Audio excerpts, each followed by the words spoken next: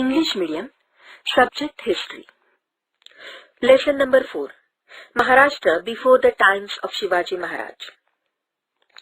At the beginning of the 17th century CE, most of the territory in Maharashtra was under the control of Nizam Shah of Ahmednagar and Adil Shah of Bijapur.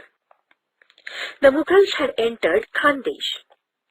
Their objective was to expand their power in the north.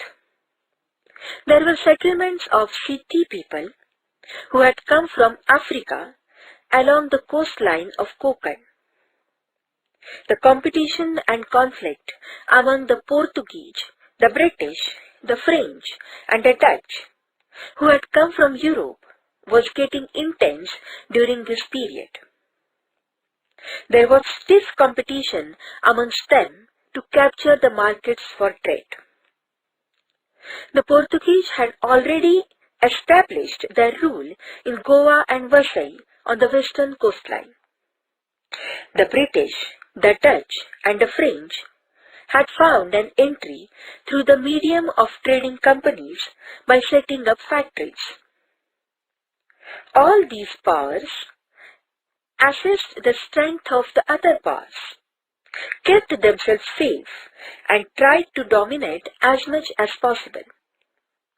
This conflict had created instability and insecurity in Maharashtra.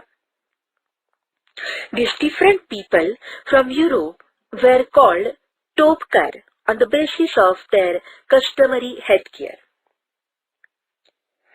It is necessary to get acquainted with the village, Maucha, Kasba, and Pargana to understand the nature of settlements in that period, as also of the officers that formed a link between the rulers and their subjects, and also the markets and the craftsmen.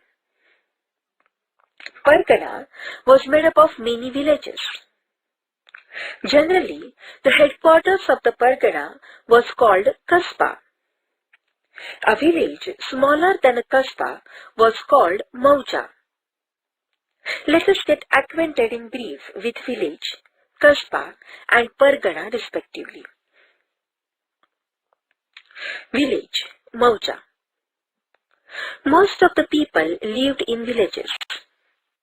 A village was also called Mauja. The chief of the village was the Patil.